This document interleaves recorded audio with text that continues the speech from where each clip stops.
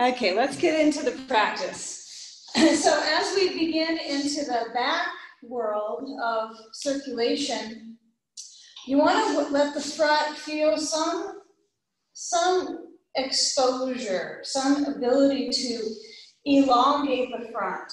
So adjust your bones so that you're sitting right on that ledge of your block, right? It might feel like a little Lego with pressure at your sacrum, but you can feel, right, actually not your sacrum, sorry, your tailbone.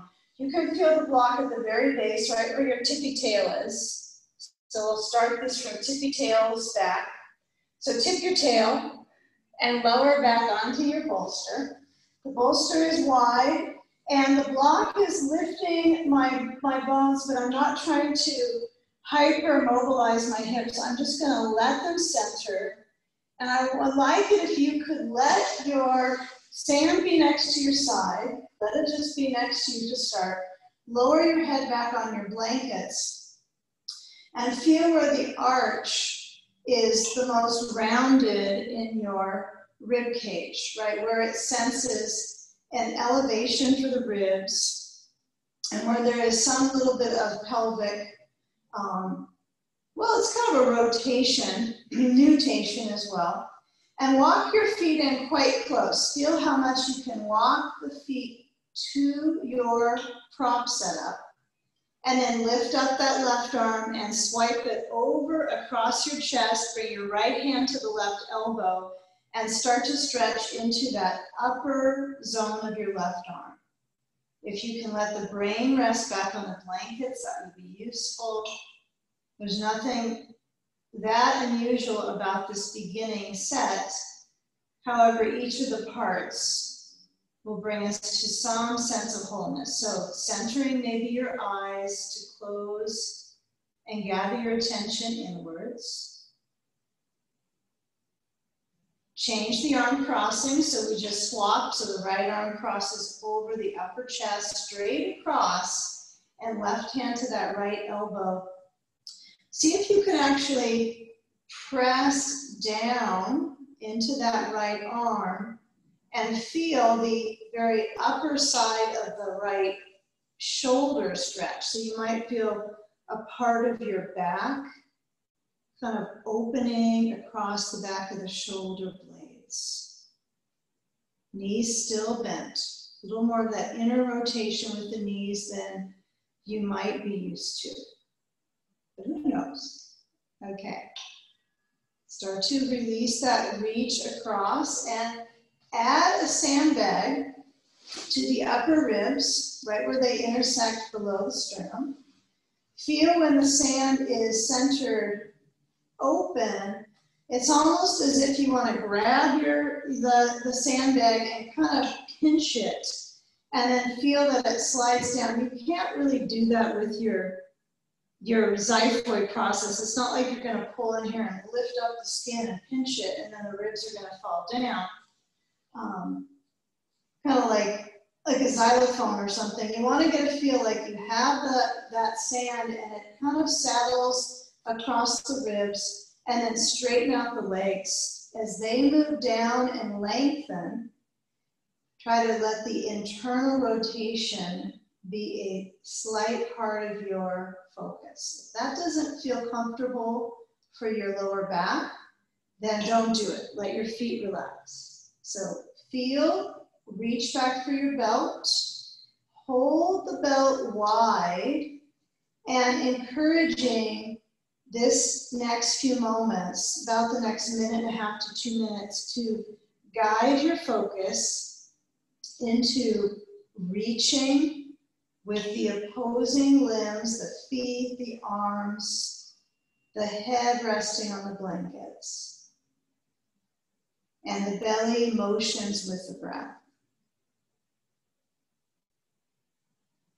So feel where there's movement. If the sandbag just ain't supportive or it's not part of this pose for you, you can take it off, no problems.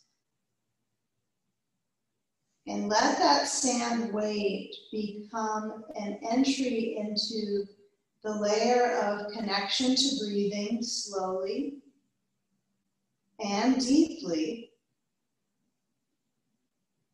And then as you exhale, feel the belly relax back towards the floor. Belly full on the inhale.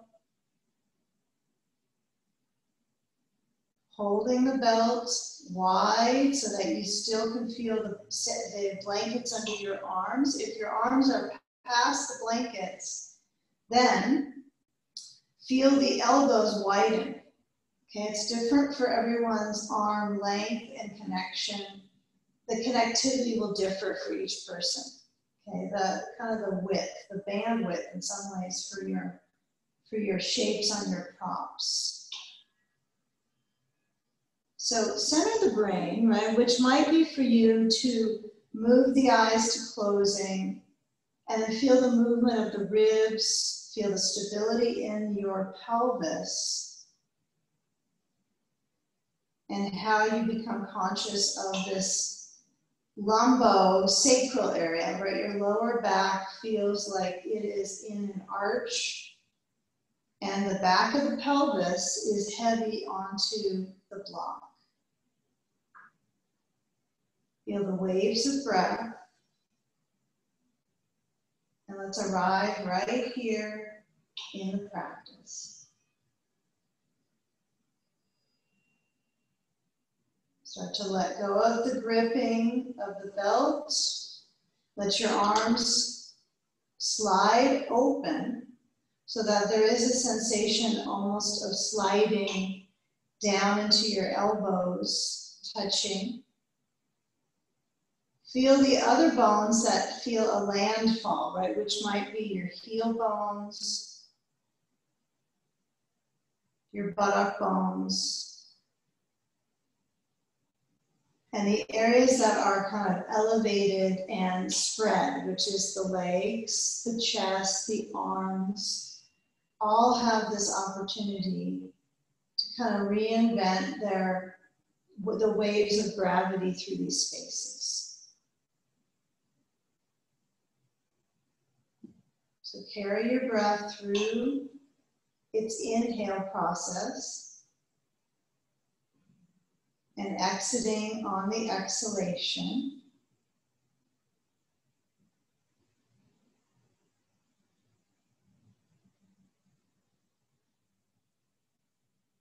Now with possibly even that inner kind of cavity of the mouth, the throat, feeling what's coming up with the support under your head. So we're going to change the legs, but everything else could remain similar.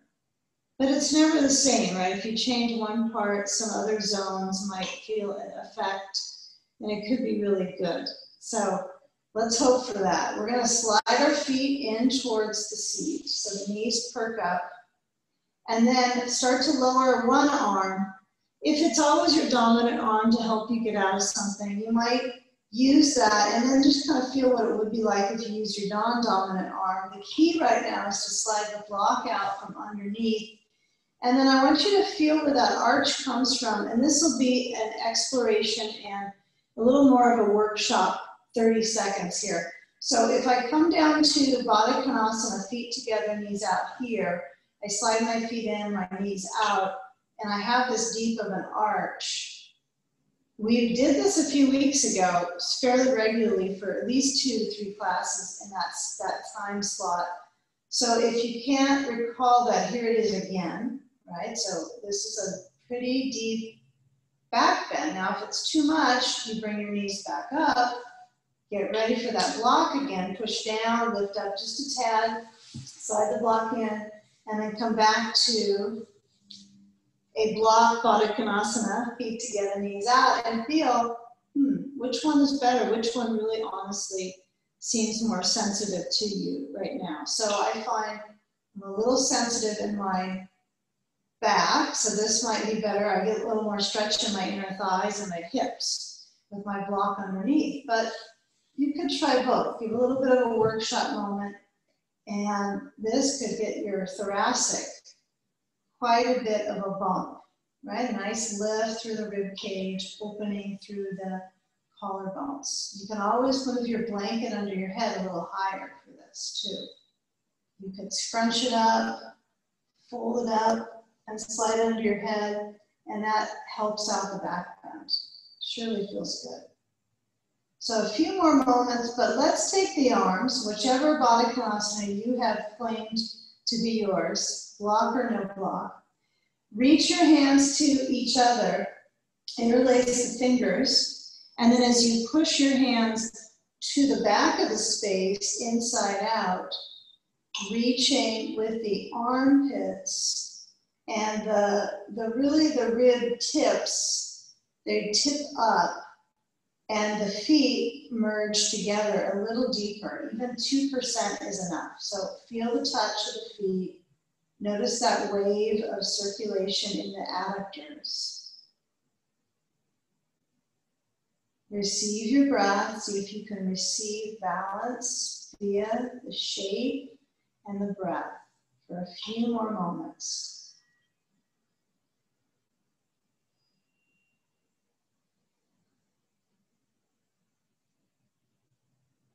Now, as we start to guide ourselves to a side sage pose, what I'm going to encourage you to do is try to move from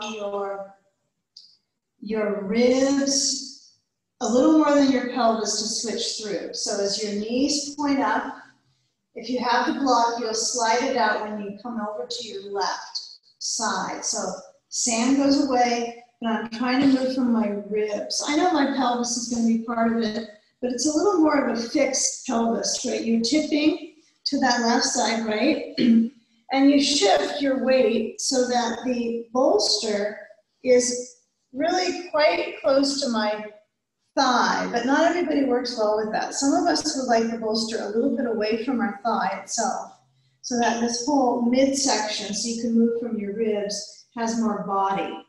It's like you want to pick up the volume in the ribs, okay?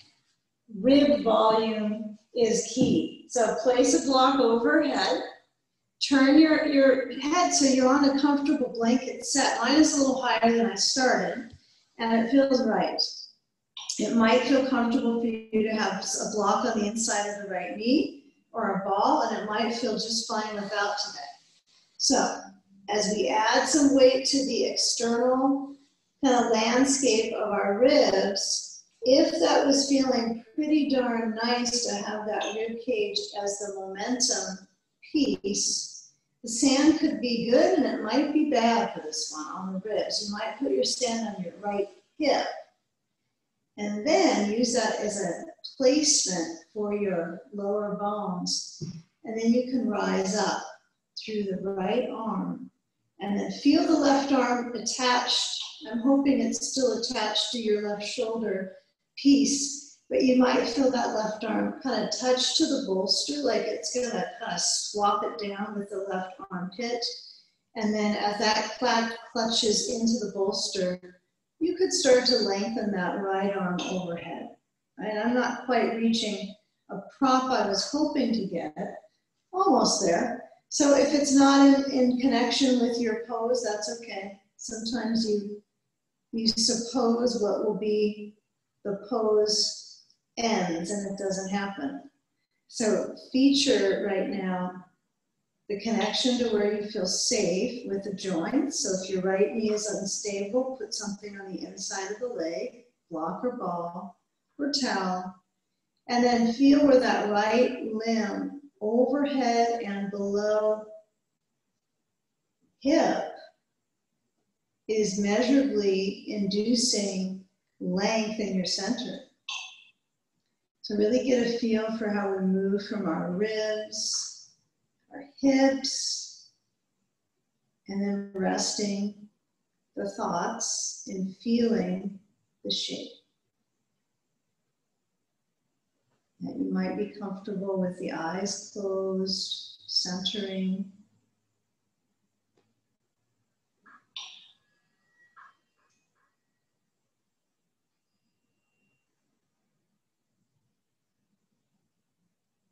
Now feel where length comes in here. Feel where the reach is extending through the rib cage. And feel the kind of the differences of left rib to right rib, right? One is turning inwards and one is turning upwards and lengthening. So they're quite opposing.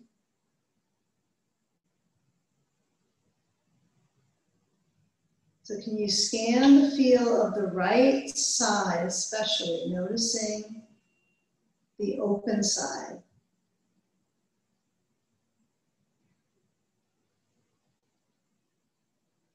A few more moments here. If your neck is a little tired of the direction with the arm overhead, you might change that, right? Because this is all interconnected, right? You might feel, well, how come my neck is tired when it's resting? Right? Well, the right arm is going to affect that deeply, right? Connecting right to the rotator cuff. And then when it moves up, it feels connection for some of us into our neck. So you might move your right arm behind you so you can span the pec muscles, or let it rest on you or down next to your left arm for a few moments before we turn to all fours. So the reason I mentioned that scan of that right side is sort of obvious, right? It's being in the moment, present for what's stretching. But when we come around to table, I want you to feel that you let the sand slide off. Now, no one has to rush into this table pose with me. But when you feel the body turn, now we turn from pelvis to the table pose. So you're going to rotate 2 hands and 2 knees, 2 hands and 2 knees.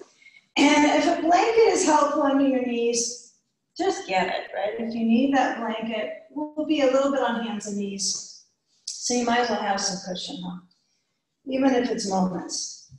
Okay, we have abilities to move our blankets around. So widen your hands like you're trying to put your hand in a larger glove, right? Try to really get bigger hand patterns here. So you widen them out, but not only are you widening your hands, you're gonna try to turn the hand a little bit so the index finger points upwards and the webbing of the thumb and the index is trying to widen that gap. So we're not gonna put any props, stick them in there. We don't have any holders for our thumbs right now, but when you round your back, kind of connect to the big toes touching back under, curling the toes under, chin hooks into the chest, and then as you arch the spine, feeling that you're moving, well, it's tricky, moving from your pelvis in this pattern. So when you come into cat pose, it sort of feels like it's a forward, it's a flexing pattern, but it's going to be contributing to our forward bend coming up.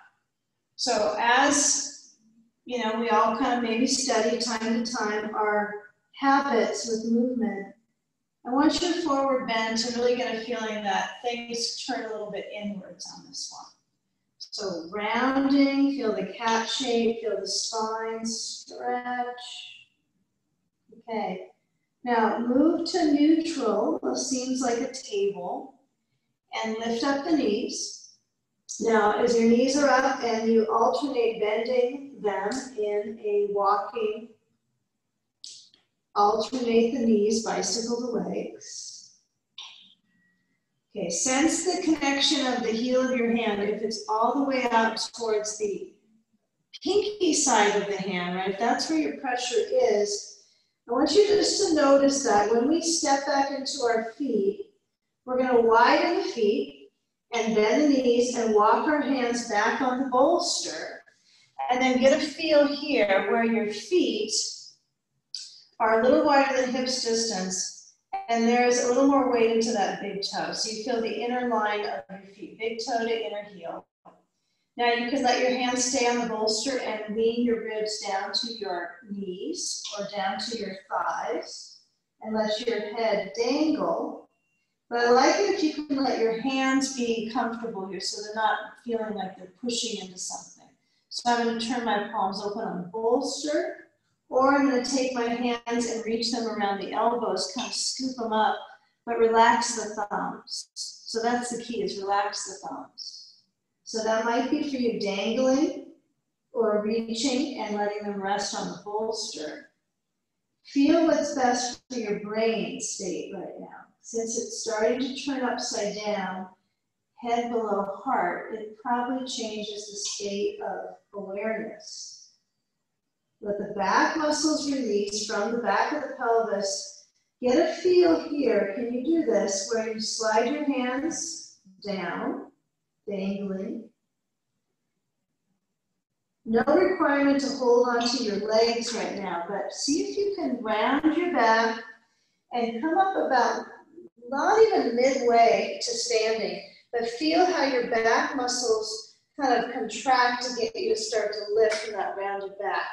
So move from the pelvis, lower down like you've got a bag of sand in your hands, and you're carefully going to place that down, but move from your pelvis. And I want you to come back up one more time and push down into your feet, the inside line, round your back so you find that length in your back space. And then bend your knees, reach your arms forward, so you're moving into more of a chair pose, and reach your arms beside your ears, okay? And then push into your feet, reach forward like you're trying to reach across the room to the wall, and then rounding your knees, your back, and round your knees back to the forward bend from the pelvis. Walk on back to the floor, so the hands and knees are on ground, knees on blanket or the ground space, and then come back to that cat shape. Round your back, scoop up, chin to chest, reach to the back muscles, bring your knees together, and slide the right foot back on the floor so the right leg lengthens, the left knee is basically under the hip.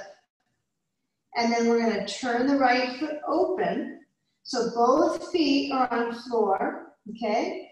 And stretch the right arm towards the ceiling. Yeah, so this really is a balancing shape. So when we turn and we turn from our ribs, we stabilize the pelvis. Yep, if you feel that wave of resistance through the midsection, see if you can motion your breath from the navel center turning. It's kind of a strange area to navigate your movement from when you're in a challenging time. Like, how am I going to turn from my center here? Right? So feel how the arms are part of the rotation. However, when you stretch your right arm over the side of your face, if this feels okay for your shoulder joint, your neck joint, reach over the right side of the face. If not, keep it straight up to the sky. Okay, and then as you start to lower down, yep, that's right, lower the right hand down, so you're going to shift down through that right hand. But feel that right side of the waist stretching. Right? Feel that tone in the waist. And now when you come around with the belly towards the floor, I want you to lift your right foot up in the air, just at hip height. Keep the leg so it rises up behind you. Both hands down, the palms are open, turn the fingers a little bit out. Keep the inner arms toned, like you're doing some arm toning work. And carefully as you lower that right knee, let the belly move back to that cat shape. So right knee down to left, round your back with the knees together.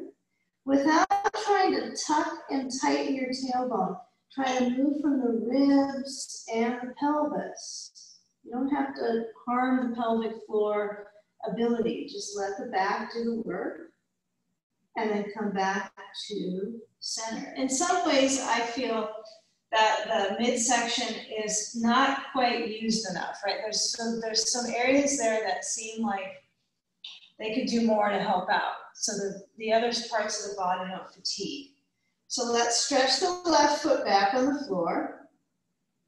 And with that left foot back, we're going to pivot through the hip joint and then turn so that you're into the right knee, that you're onto or into one of the others. Turn left, open out left arm, and lift up. Okay. Try to feel where that lift up can move from your center of gravity, your pelvis. Okay.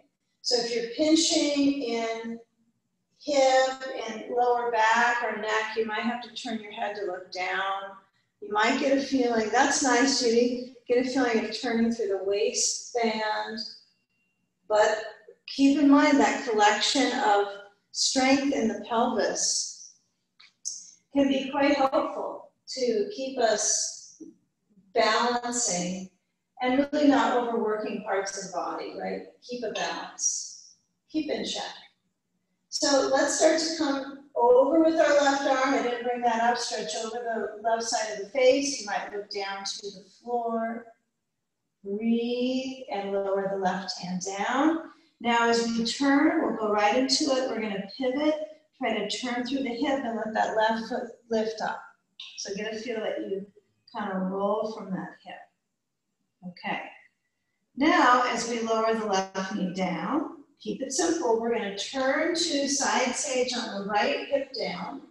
So the left leg reaches back.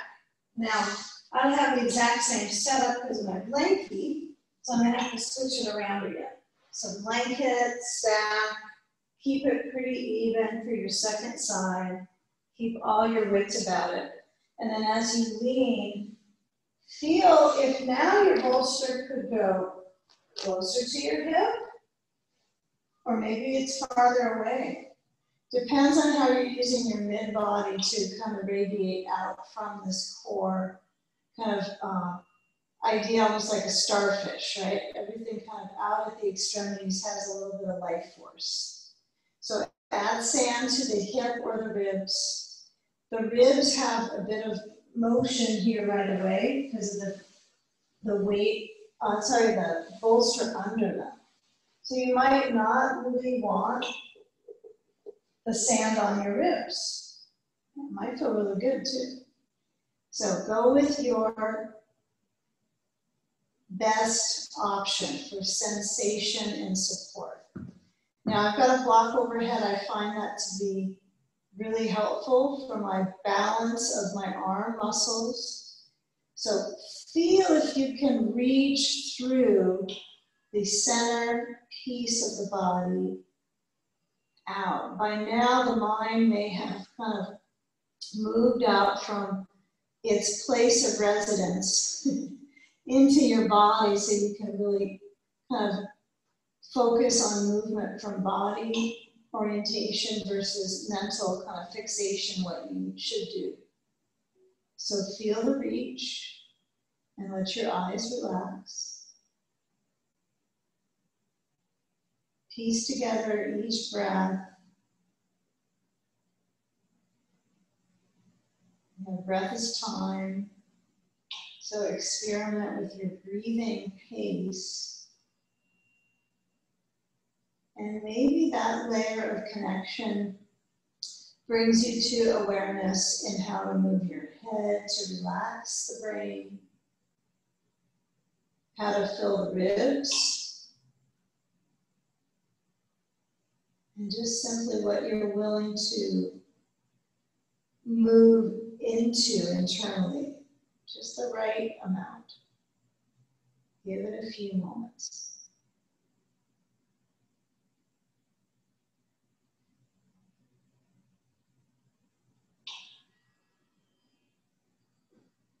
If there's a clutching area, maybe it's a back place, maybe it's a stage of awareness in your knees. Feel where you can have support there so it's not painful or difficult, and you can continue to concentrate on fulfilling kind of that radiance out from the center. A few more breaths here.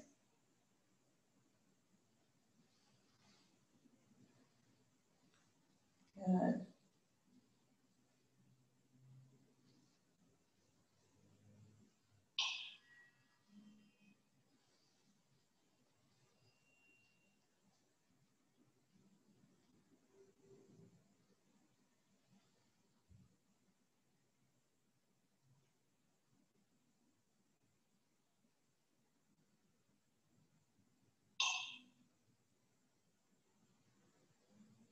Now feel where the upper limb has now decided to motion for creating movement.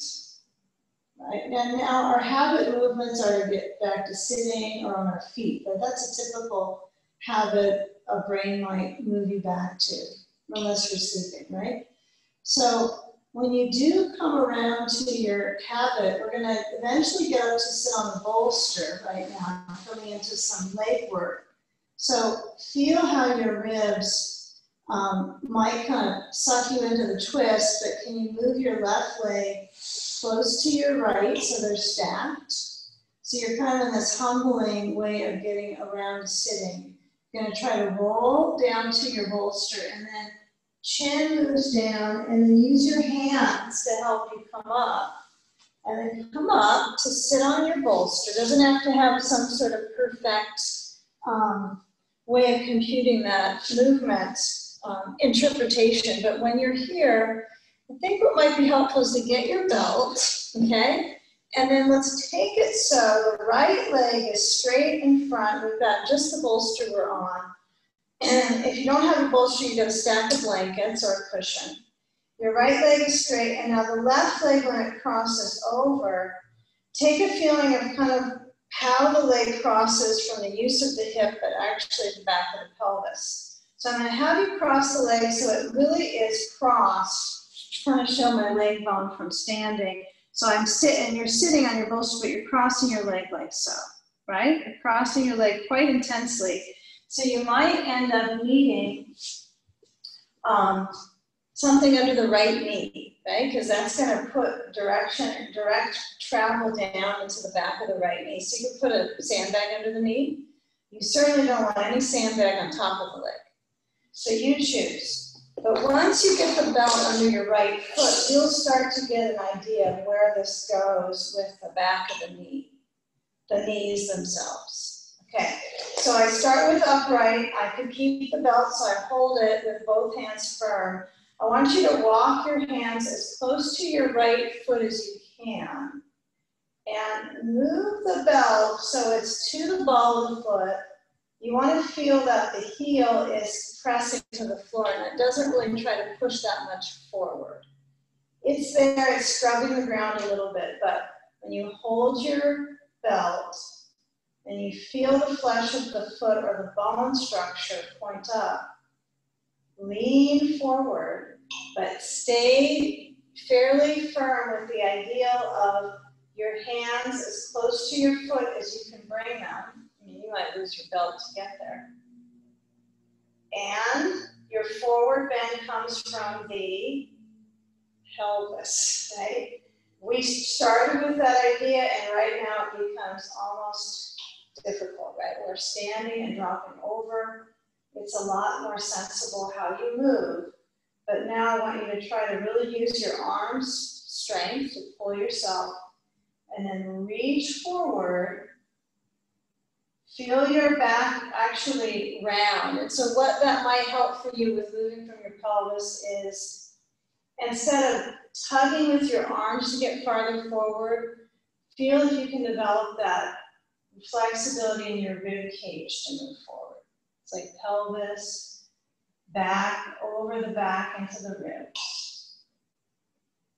I imagine you feel this in your right calf. Yeah, it's a little bit intense there, huh? Yeah, it's kind of a lot of stuff stuck in the calf.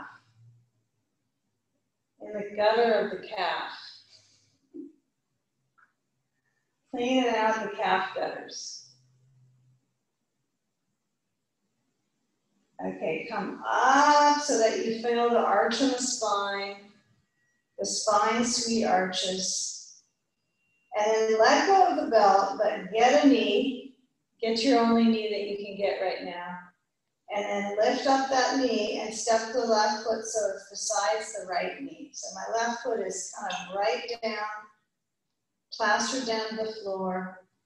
Left hand reaches back. If you've got a blanket, that might be just right. And right elbow hooks outside that left knee. Move the back ribs. Feel the thickness of those back ribs. But feel where you're turning in your pelvis. Your sacrum are one, right? It's turning together. and your right foot is pushing forward. So that helps your core. So keep aware of your ability to breathe here. And maybe the exhalation takes your body to a deeper twist. But if the right foot's turning in, I would stay just where you're at, right? Keep it simple. Tolerate the strengthening in your upper back. Upright.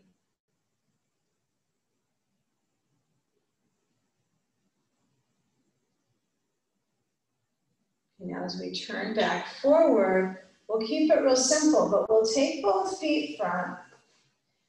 Place the hands at the bolster, or if behind the bolster you're real tall, that's a little easier for you to sit upright, that's just fine, okay? So when you're upright in this pattern, can you bring both of your arms open, send them up, but feel the weight of your hips, feel the weight of your upper legs into your hips, down into that bolster. And then slide the right foot in, try to use your core chamber to facilitate this bending right leg. Cross that right leg over the left and then start to go into this reach forward, getting the belt. If you had something stuffed under your left or your other knee, stuff it under the left knee. But I'm going to cross that right leg over my left and then pull and feel the arches in my back, which is probably the place you don't feel the most is your arch, right? You'll feel your shoulders, you'll feel the upper back, right? Finding that rise in the spine, and then lean, use the back of the body, that rounded back shape, that C shape, to bring you forward into your belt. And grab it, right? Grab the belt, get a hold. If it's really stiff in the back of your left leg and it's apparent that it's not your favorite feeling today so far, what you might really truly do is get that sandbag under the leg and stay with that, right? Use that support. That might feel a whole lot easier, okay? So you do not have to suffer. You can find support. Something else I explored a little bit doing some chair yoga, simple stuff, was to put the ball under the leg, under the hamstring, to help people stretch that back of their leg. They can't move up and down. They can't move it. So ways to get mobility in the legs, just with touch, something under it. Okay, so you're going to go a little farther into this. It might be your back moves into rounding. It might not be your hands going forward. Maybe you prefer to have your hands on the floor. That's okay as well. And now as I come up, I bring the right foot and step it besides, and I'm going to scoot my sandbag down and keep it actually and try it. So my right foot is on the floor besides my left leg, okay? Right knee points up. Now, get a feel for this left leg extending into the heel bone. Kind of feel what works for you, whether you have sand or not. You're going to move the right arm open, like it's almost like you come from hugging yourself like so versus up kind of motion. Reach open and bring that hand back. So the left elbow can hook to the right leg and you can rotate. Yes.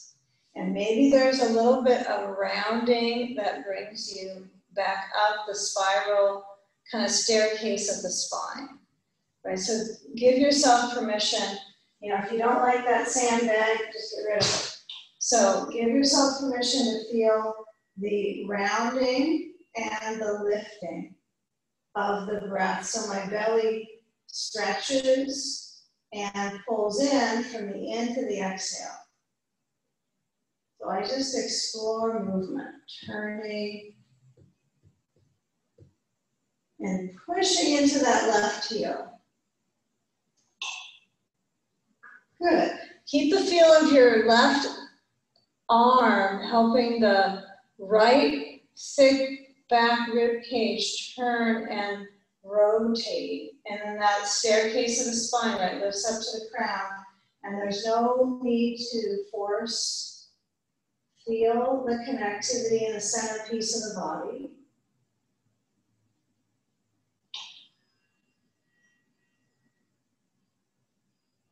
Now stay connected to the cell of the waist. Come back into the front, forward, sliding the belt aside temporarily, okay?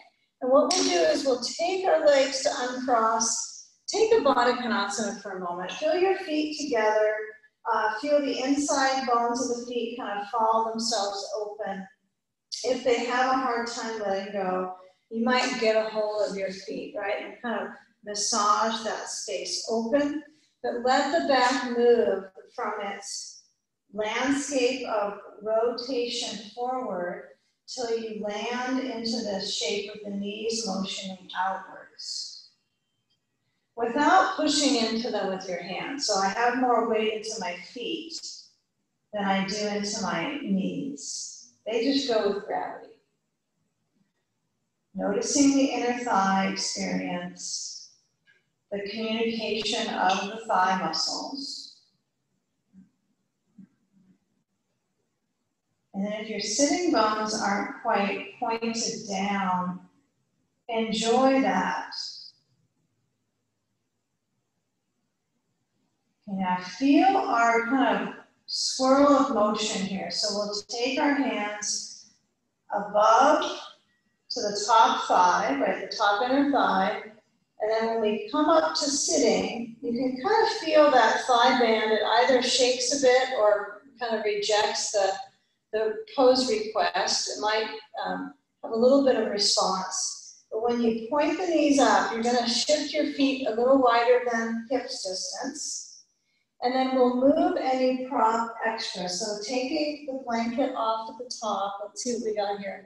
We got some blocks. So I want you to lower onto your back so you're on your blanket with your head, but you're going to place your block so it is between your knees. Okay, so one block between the knees. My feet are still a little wider than I might be used to. My block is at the mid.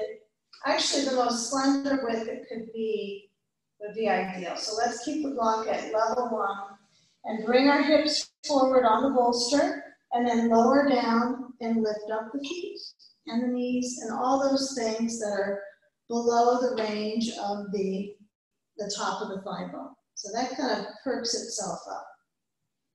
So as we layer into this phase on our back, take some care to get comfortable, whether it's your clothing, your connection to your bolster, and all those things that are helpful. But I find that when my feet kind of drift up, it changes the pressure on my back. It's just a matter of leverage. So we'll take our arms open, and we're going to kind of carefree-like. You're going to let your knees go side to side. And let the leverage of really the movement and the weight of the bones stretch your back. Okay, so as you go side to side, let your feet either lower down towards your rear, or maybe they're better up. But I want you to have that block so it's close enough on the inner thigh, whether it's the ball, you could use a grippy ball too, or the block. I want you to be able to kind of hold into that prop center of the legs. So it's something that you measurably feel that you're squeezing. Okay, and the ball is a little bit more comfortable, right, for most of us because it's a responsive surface to kind of pushing into. It has circulation, it's a circle. The block works too. That's what you got. So arms are open, they're out to the shape, expanding the chest very lightly.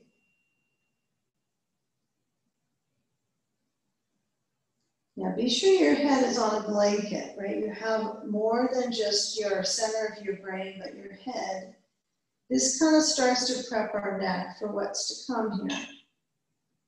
You know, when you move your knees back up to center, feel your hands on the sides of the bolster. You want to scoot your seat as far forward on the bolster. It's still on the bolster, but you are very centered in front.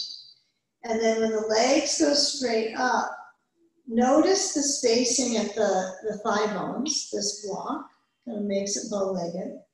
So we're going to take our block out, and hopefully we have a sandbag in easy reach. Okay, first thing, feel how you move from the back of the pelvis again. I must have read a chapter on that or something in the last 2 days. Okay, so you're going to move your sandbag to the hamstrings, so the back lane of the legs. It's completely safe for all knees. This is why we're doing it this way. It's the option for all knees, okay? So I'm holding these thick sandbag handles, and that's nice for me, but if you have a bag of weight, it could be a little challenging. But when you grab a hold of those, you want to get a feel for the back of the legs having a gradual stretch, right? If you lower your thighs towards your ribs, it's more of a stretch into my back, okay? So keep that awareness of my back stretching. Can you do that? And then take your sand, and you're going to try to bring it to the bottoms of your feet. You might be able to scoop it to your feet and under to the bottoms of them and measurably balance your sand. Take some time to kind of kick it around upside down and then push it up. If it doesn't feel right, bring it back down, spend some time to get it centered, okay? So I tend to push my feet out maybe a little bit wider sometimes, depending on what I've set up to get into. But I want you to work so there's some space at your feet today on this one, at least a few inches, okay? And the leg bones are, you know, pretty much poker straight on this. We have length. We have the hands maybe at the front of the thighs to stabilize the lid of the legs. And if you have some sensitivity, like the top of your thigh band, hip flexors can freeze up sometimes in your week. You know, maybe you have some days more than others that happens. But we're going to take our hands to the top of the thigh. So it's like you can put your thumb across the crease that joins the thigh material into the pelvis. So just hold that space and push about 10% of your hand strength into the thigh. And do some hand strength. Okay, and let the back of the pelvis, the tailbone press directly down into the bolster. And then move your arms out to cactus. Okay, so the arms are open, elbows down, hands back from the elbows. Feel the flexing of your feet. And relax the eyes back into the brain.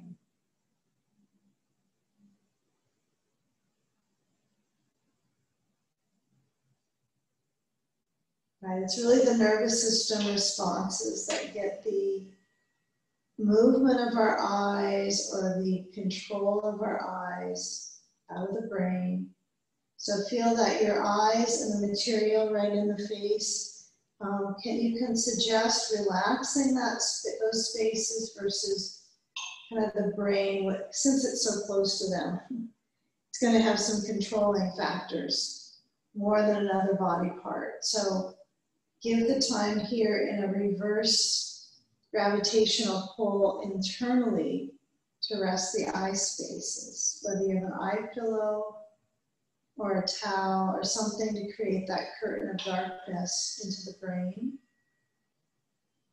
Of course, you're challenging yourself because you have weight on your feet maybe, you have your legs up, so you've got to keep the legs in a certain amount of strength just to hold that. It's a little thread of strength that stays the whole time. Yeah, if you have sand on the feet, it's slightly intriguing how that is for the brain, right? Usually our feet are pushing down into the earth. And now it's pushing down into you to stretch your back. Breathing deep for 4 to 5 in breath. Belly full. Exhale out for 5 to 6.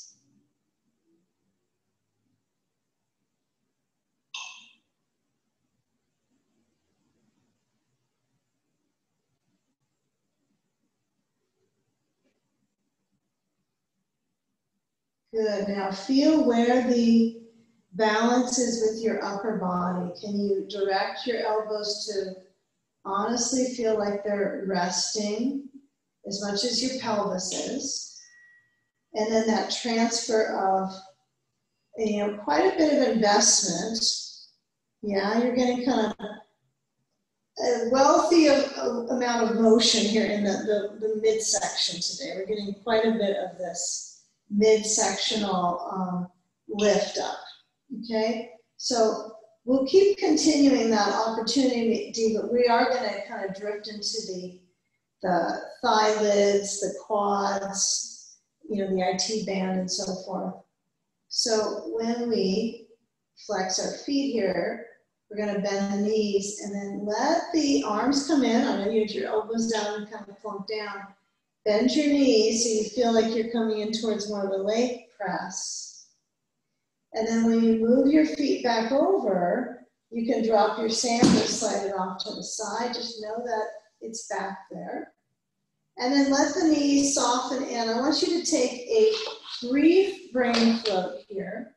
So we'll grab our belts and we'll buckle them up. And we'll connect the belt so that it's in a wide loop. And place it first under your right foot, okay, versus under brain first. We normally always go from foot to brain, but just in case you were getting fast into the pose. So have the belt so it's long. In fact, you can do what you prefer to do. That's okay. But as far as the guidance here, when we have the belt, what you're going to emphasize is to place it to the back of your head, and let's let this left leg be sand-free today. It's not a long brain flow, okay? But when I stretch my neck, I want to use my balanced weight of my head in the belt. So not force the foot to stretch my neck, but feel the right degree of rhythm of the brainstem, the craniosacral rhythm here. If you feel like you're kind of on edge of the belt, moving off your head, that's usually where it's the best. It's right kind of at the edge of balance. Is where you get a nice, gradual length at your neck. And you might test it by letting your head lower back into the belt. Like move to the floor, okay? So give it a few more sense of direction here with your right foot, the leg length, all those things. Breathe.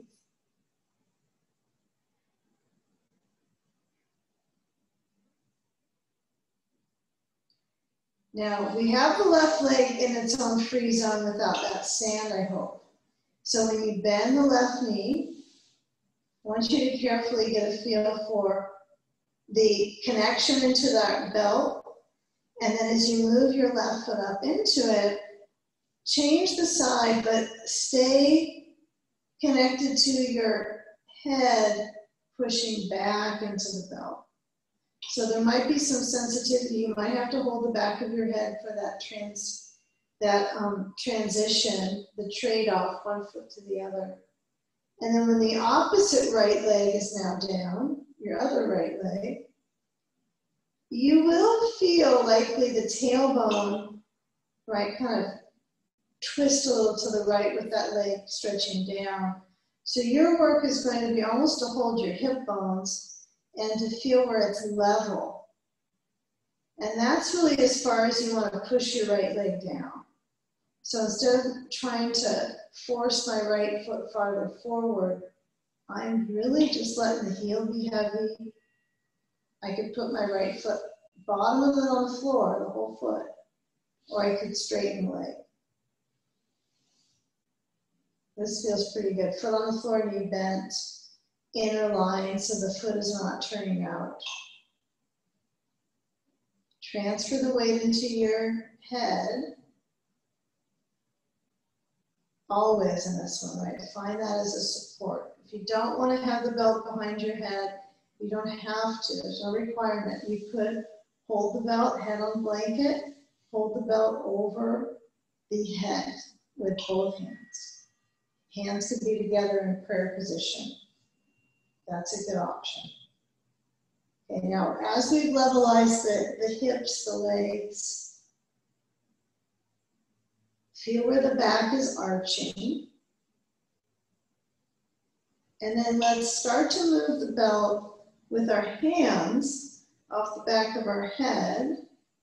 And then as I slide my hands up and bend my left knee, I bend both knees really to get out of this. Both knees scoop in towards the center. And then as the belt is away now, put it to the side. You're going to hold onto your bolster and your hands are pushing forwards. And you're going to scoot it from one side to the other side. Keep scooting it forward till your back is entirely on ground space. And then your feet touch to the bolster. And have the bolster close enough your fingernails to touch it. So it's fingernail distance. Okay. Now when you push down, noticing the circulation where it zooms in, is it like, not like through the screen, I don't mean that, but it's likely the rear muscles are kind of, they wake up a little bit when you push into your feet. So I want you to work this one without anything between the knees. So you're going to lift up your hips and kind of feel the transfer of weight from your kind of the centerpiece of your buttocks, feels like the side part, and then it kind of rolls under the buttocks until you connect to stretching the front of the thighs. So maintain this front thigh lid connection. And then start to blend into a drawbridge. So alternate lifting and lowering. And I would go at a fairly balancing pace. So you feel like every time you breathe, you're lifting, and every breath is a movement, right? So you can alternate lift and lower.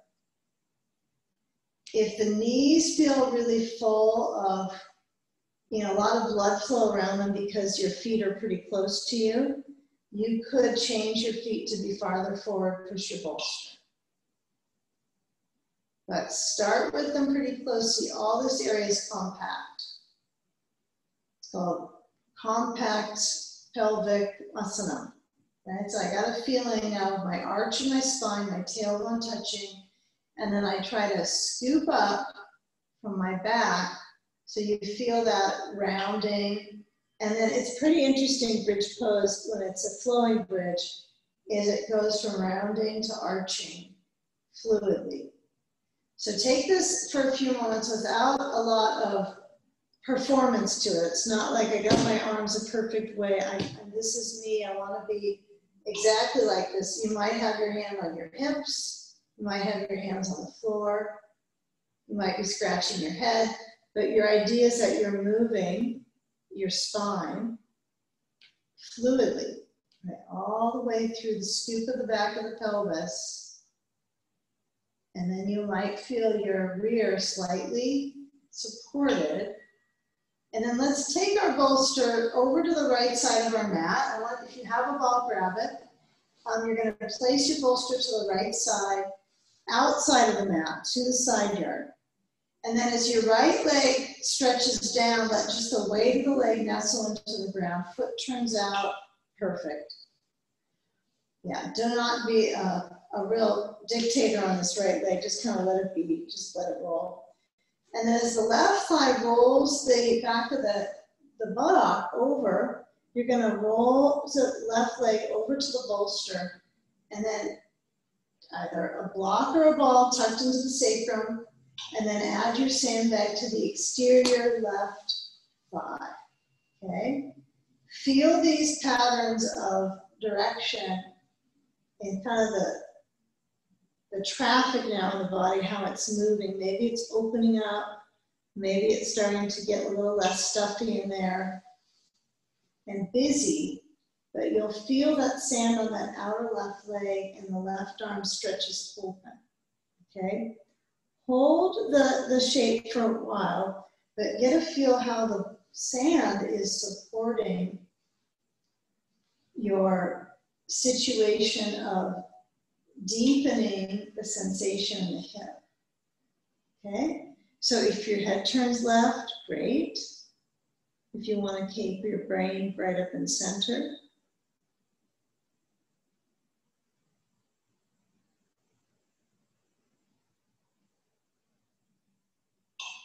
Breathing slow. Relax the heart, the back of the heart.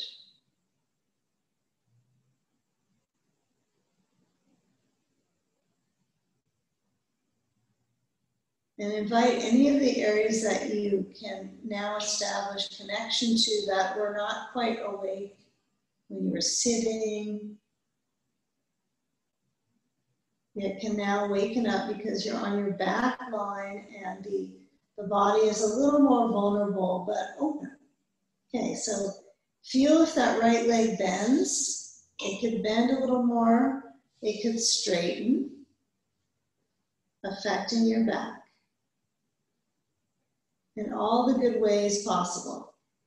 Circulation in the hip, back of the pelvis, gradually opening up those spaces to move from the ribs and the pelvis and energy through the organs in a twist.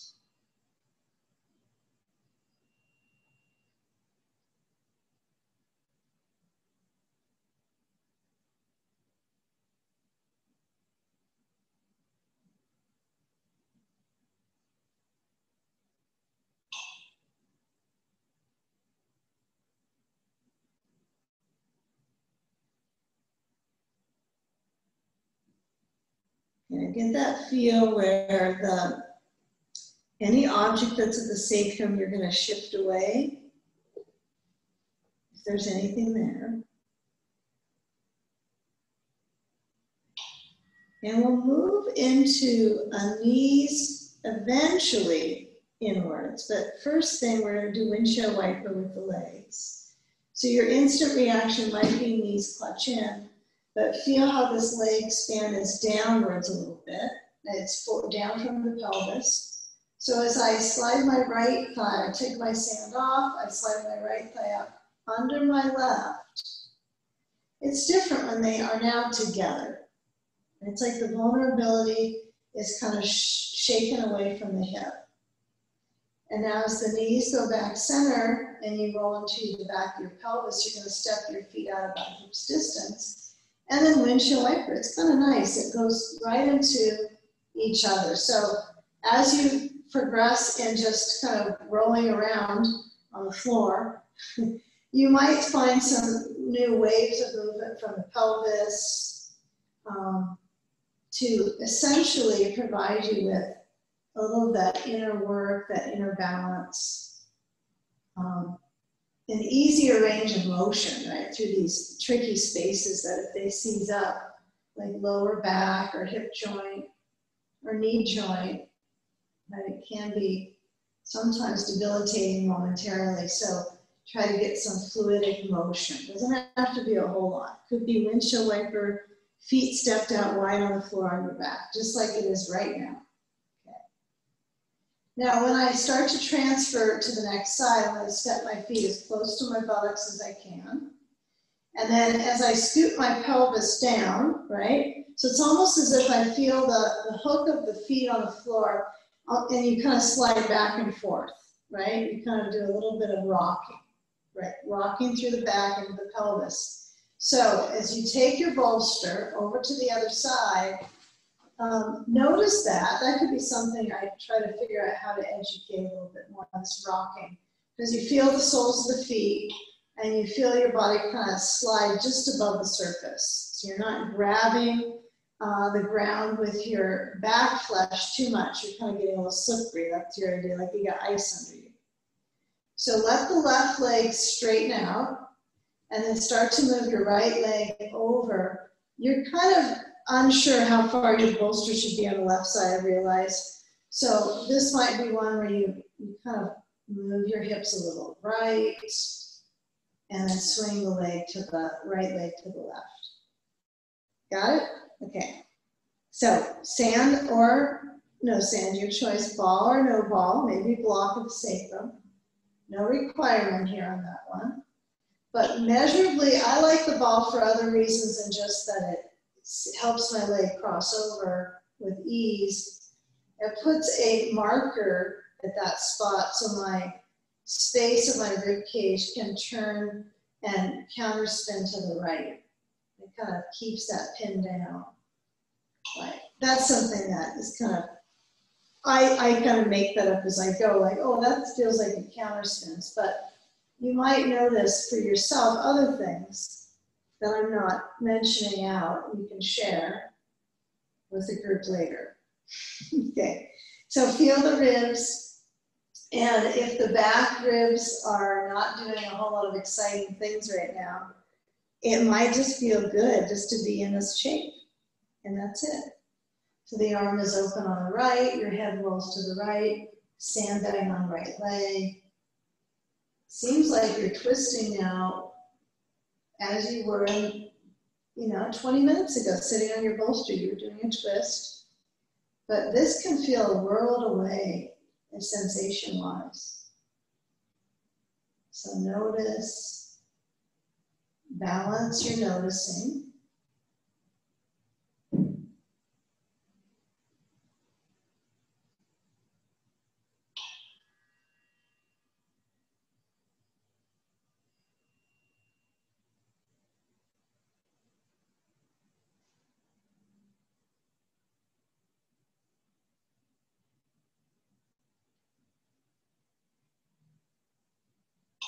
Now, wherever the left hand is, maybe it's straight back besides your head, straight open, closer in. Feel where you can turn your ribs to the right. But twists are really both directions, right? You need the right and the left side to actually call it, right, a twist, a rotation. You're going into the future, right? The turn is going into the future. Where you're coming from is the past, right? So when you turn your head, everything rotates into that space. Feel if the breath is centered in the navel, if it's centered up a little higher than the navel space. A few more moments here.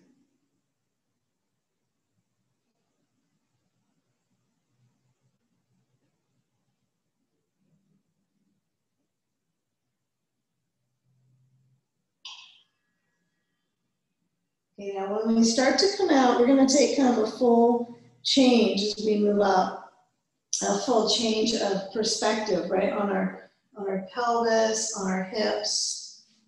So getting a feel that's going to shift your bone structure.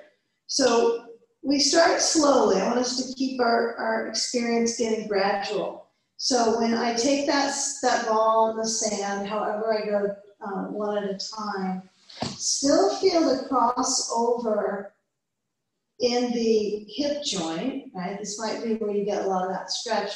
And you might like the experience of moving the legs back in center. Remember that windshield wiper, but this time scoot the feet both in, knees up, feet off floor, and move the knees side to side, holding the caps, holding those kneecaps.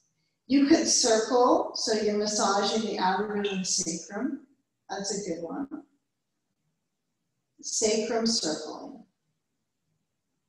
Now with that sacrum kind of base in, right, below the sacrum is also where we're moving from, right, the pelvis. But you kind of feel they move together. So that's the idea today. When we get to this final phase is that they are really we want that sacrum to be a joint of stability, but we use movement from the pelvis to support that, so we don't isolate it and trick it into being still and trigger, right, tightening and gripping. So when you roll up, you can use the hands on the back of the legs to roll up the spine or roll to the side, come up. But kind of feel when you come up to sitting, do your back muscles move forward on their own, or do your arms do all the kind of the walking to get your back front? So let's try this. Let's come back into the blanket. So we're going to tuck it in. You know, I think one blanket's going to be fine for us under our seat, but if when you sit up and you're just sitting and it feels like the lower back is not really able to roll into the forward bend we're coming into, just grab the other blanket and sit on it, right? So you have two. So you're gonna have 1 to 2 blankets. Take what you need. It's completely fine. And then when the legs move open to this extended angle shape, it's all the work we've done to get back up. I don't want you to lose that hip mobility, right? Because you just worked so hard to get these rotators in, loosening up. So take a pretty easy stance with your feet, not as far out as they go. Almost do a little, can you do a little less, especially if you're bendy? Just do a little less, okay? And then take a block in front of your, right a little bit above the inside line of the knees, okay? So the block is low. Now when I move forward and I get my bolster, you need one of those. You're gonna tilt it up so the short end angles down and forward. And now the first place you might feel is your back, kind of like you've got this this frame of the back, like kind of a duck. You know, it's really feeling that arch. So move out of the duck, and then as you move from motioning forwards, start to feel that layer of tension kind of drop down into your seat and flow from the seat through the legs. So the legs kind of pour out of the pelvis. Leg spillage. Okay. This is why 2 blankets would be nice, I have to admit, because the leg spillage is a little bit more. But if you can't endure this part, then stay with that. Feel the feet. If they're turning in a lot, like if they're just turning in a little, keep it. But if they really are kind of pouring in, bring the heels in a little closer to your mat. Give it a few moments. Lean forwards. Okay. Lower your block, bolster to your block. And then take the lean forward again. So now my elbows are on top. If they don't comfortably fit on the bolster, add a blanket on top, right? And a blanket on top might be nice anyway. This is sort of it after all. But I could put the blanket and round it over my bolster. So it's just kind of cozy for my body to lean into. It's okay to learn how to get comfortable. So lean forwards, flex the feet, relax the feet. Feel if it's different when they're passive, the feet, rather than fully pulling the power up. Kind of unplug them. Take them out of the outlet.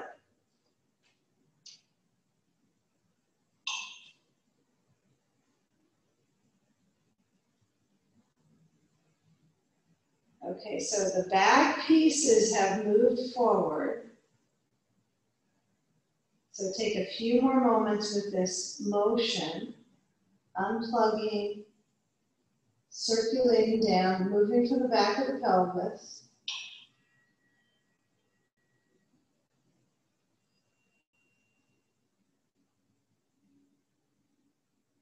Okay, now try to keep the right arm on the bolster. Okay, so I've got my right arm on the bolster, and I'm going to turn to my left and bring the left arm back.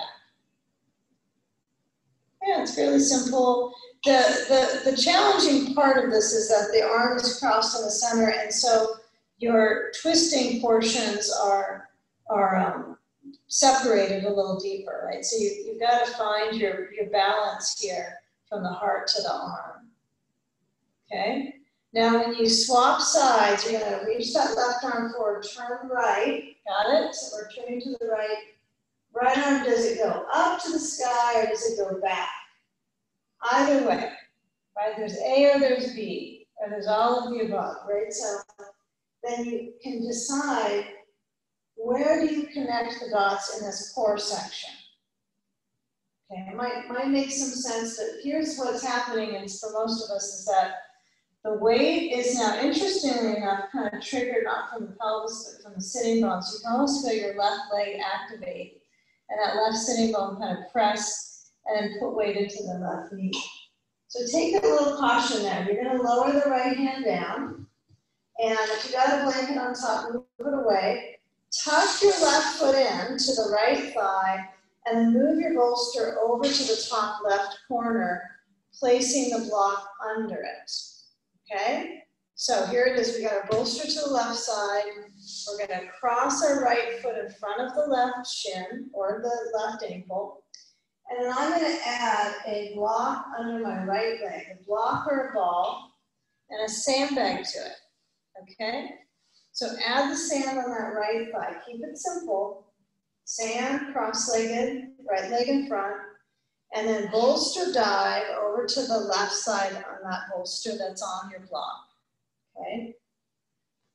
So maintain that focus point here of reaching to the left, feeling that angle maybe into your lower back waistline on that right side, from the kidney expanding over to the back of the waist. Lower the head down.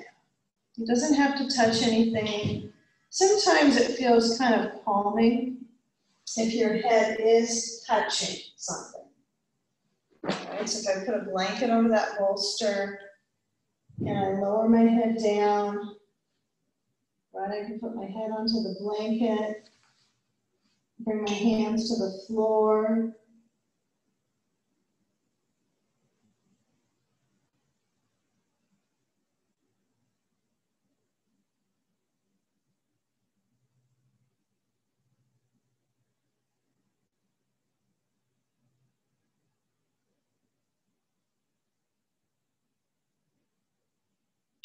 Okay, now as you come back into seated, okay, make a way to move back to left leg pigeon. So you're going to move your props a little bit forward.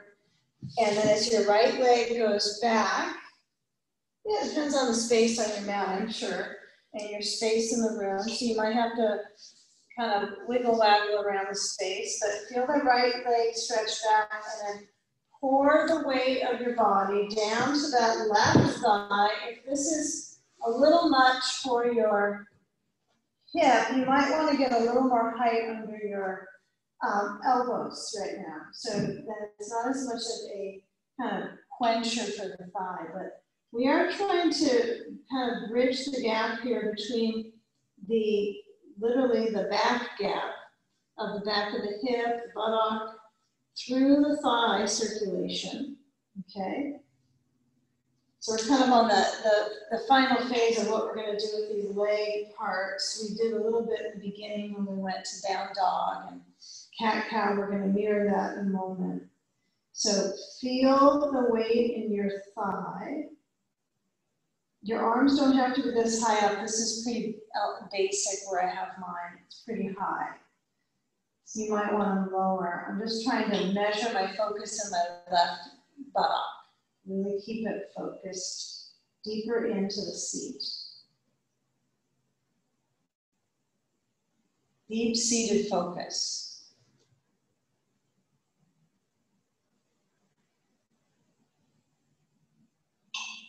Now, if my arms are up, right, I get a little back arch. And at times that might start to become kind of an inner power strengthening to you. I think there's a lift up at the chest piece when your arms are supported out of your back, can be kind of a lot of inner work for the strength of your back muscles, your paraspinals, low back muscles, okay? So come back to pose of choice, okay? So before we get to our right pigeon pose, I want you to take a moment, like we did the windshield wiper, but it's hard to windshield wiper this way. Our joints aren't going to move that way, but when you come back, you're going to alternate bending your knees. You're gonna do leg swiping. Okay, alternate bending the knees. Feel from the ball of the foot to the heel of the foot. Feel your sitting bones really high up, right? Like you're in these really high lifted feet right now. The heels are lifting up. And you want that platform to go, heels are very high. Sitting bone is up, like a sitting bone platform. Stretch your chest, really stretch it. Back and through.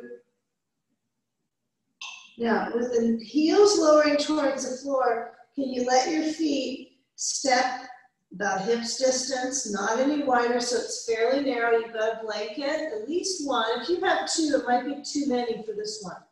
So when you lower down, I want you to come forward to an upright push-up, more than a hands and knees. If you are in hands and knees, no big deal. But try to widen your hands, but have your feet hips distance.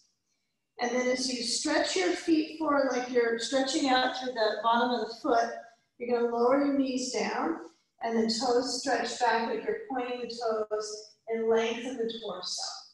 You know, very smooth upward facing dog. So you have that lift, yes, in the chest. Yeah, so feel the arms tone. That looks great for us. So get a feeling of the lift of the breastbone and the muscles that are around kind of the shoulder blade, around that rind. So you're trying to feel pressure into your palms. Now, feel the tops of the feet, maybe toes under, however you come back to table, and then reach your hips back to a child's pose of choice, which for some of you might be knees wide, feet together, sitting on your feet. For some, it might be feet apart, hips up, and forehead to the ground. So maintain that length in your back. If you're kind of out of breath with this balance from the up dog, feel if you can let your elbows be heavy and your forehead down.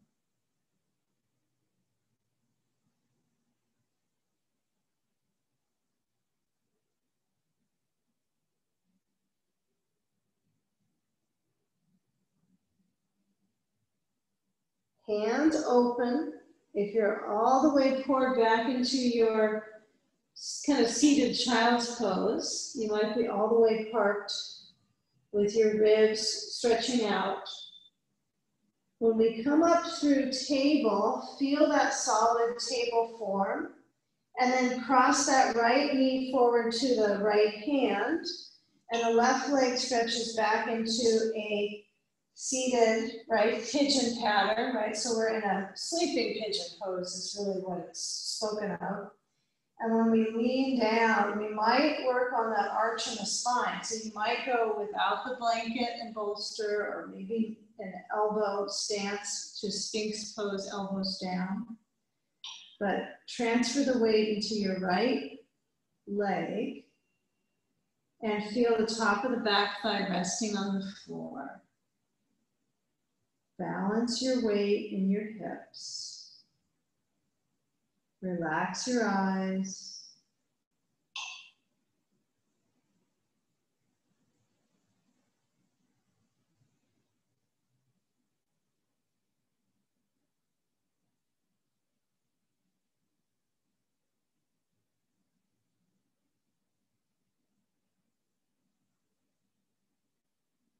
Now, especially notice here that we have the right buttock is kind of the volume of circulation there is high, right? It's quite a bit of volume in the right seat.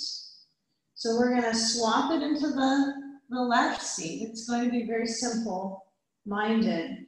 So when I move my body weight into my right leg, I'm going to pour over, it's a leg pour over, And then let the left leg cross forward in front of that right shin, right? So here we are into that seated pattern once again.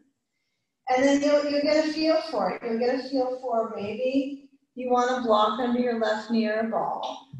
And then you'll want your bolster again. So if it's really far away from you, grab it.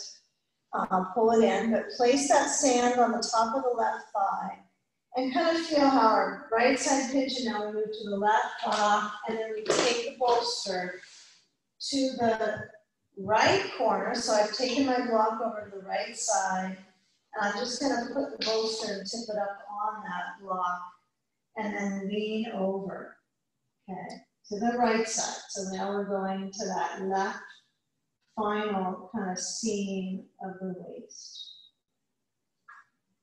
Seemingly wasteful, okay? So I'm filling up that side of the connective tissue.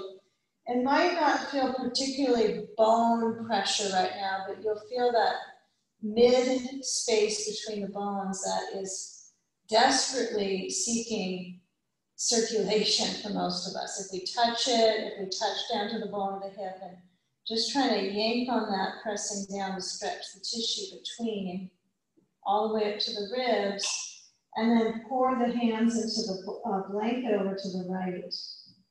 Sense the brain lowering down. Breathe easy.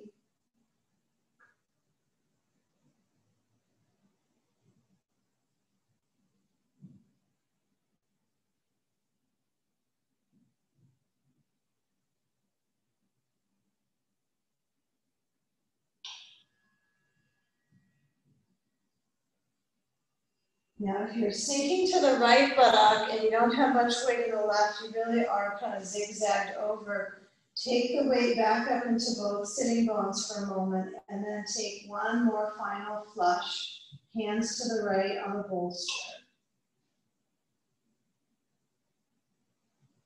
So feel if you're moving from your pelvis, or are you pushing out from, you know, kind of the vulnerable parts, right? Pelvis is vulnerable, but it's a powerhouse, right, of abilities to radiate out from those spaces. So, you know, feel the powerhouse kind of spaces in the body, the pelvis, the heart, kind of notice those spaces moving.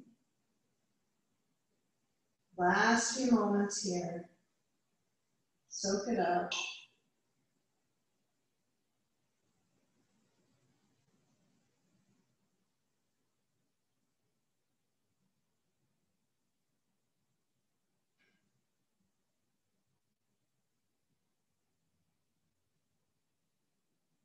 So now feel how the weight has flowed from,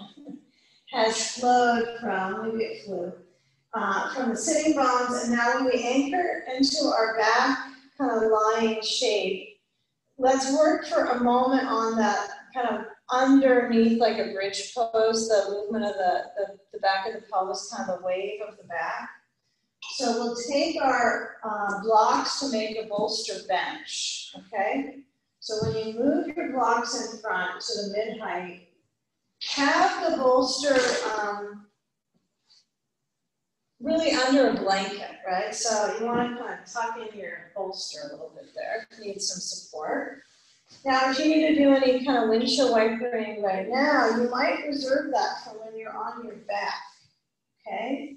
So when I bring my body as close to my bolster as I can and I lower down now, okay, we're going to take it here. We have our brain resting back. And you might feel when your legs are kind of curved up. You know, bridge pose is different because my feet are on the floor to maintain that arch. But right now with the legs up on the bolster, you can feel the natural arch in the spine happen. So I want you to just notice that kind of movement of the back, the ability for the belly to kind of grip, and then let the belly soften, and then feel the rib cage lower back. So trying to get all these arenas of circulation to process the practice. So a sandbag on the belly, or the rib cage. So as you layer that weight, if either of these two areas doesn't feel good, it just doesn't feel good, you might be okay with your sand placement just below the knees, and then hands on the floor and kind of help yourself forwards. As long as you can go back to that feel of letting go of the hardness of the belly, that takes at least 10 seconds to get there, and you're going to squiggle around until you feel the back space. You might give yourself a hug, try to open up the shoulder blades, and then from that hug, move your arms back, but facilitate movement cycles until you've cycled yourself out and you're relaxing. Sometimes you gotta get it all out. Make a few facial poses, squish your face up, your nose, your mouth, your jaw, and then just relax. Eye pillow or no, your choice. Let the kind of the sac surrounding the eyelid center down over the face, and so you might feel your facial bones rest down heavy, and the back muscles of the chest and the upper back to the neck softening. Feel all those things that you can make a balancing connection towards with your brain. Observing the breath into your lungs. And if you feel connected to them, and if you notice the lung force and how it's doing right now, breathe in through the nose, relax out of the mouth. Return our body to a place of balance and some peace.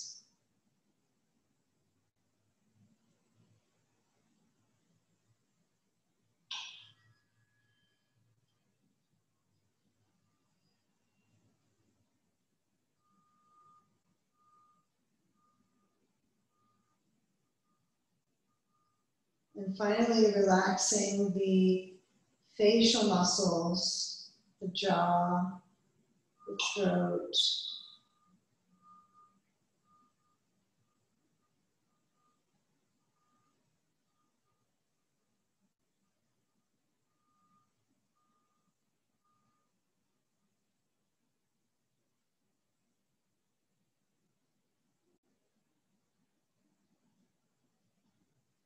Feel the heels floating, right? Notice that the base of the bones is floating up and the base of the other side of your body frame is grounded. Usually the brain is up, right? So now that it's down and the blood flow is transferred, a little bit of the oxygen motion internally, and it's basically changing that inner balance and the way gravity flows through the body.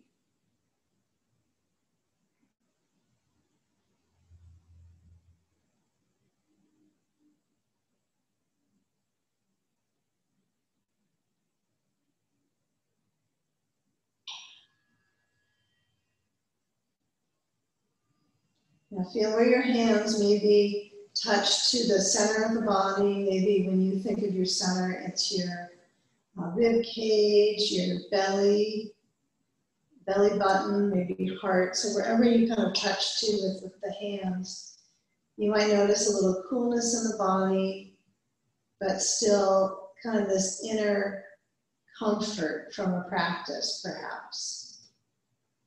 So when we start to come around to an upright pattern, give yourself some time, not just suggested, but actually some moments.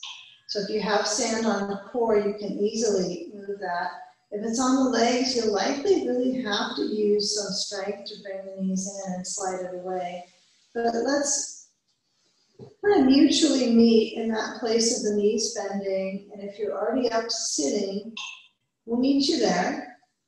So kind of feeling that common thread of focus among us coming up to sitting. Either sitting in a cross-legged position or seated on your feet in a virasana type of angle, maybe a block under your seat. But find the spine and where it rises up from the back of the pelvis, kind of that staircase of the spine up into the brain stem. And then feel the weight of your head tip a little forward and your hands lift up in front of the heart center. Feel the brain actually bow into the heart center, into the hands moving into the space behind the heart. And let's join here with the breath together to unite, focus internally, some harmony. Inhale. And with exhalation, bowing into that space behind your heart.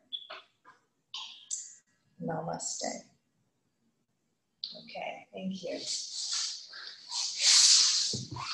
Right now, I don't know if that recorded everybody or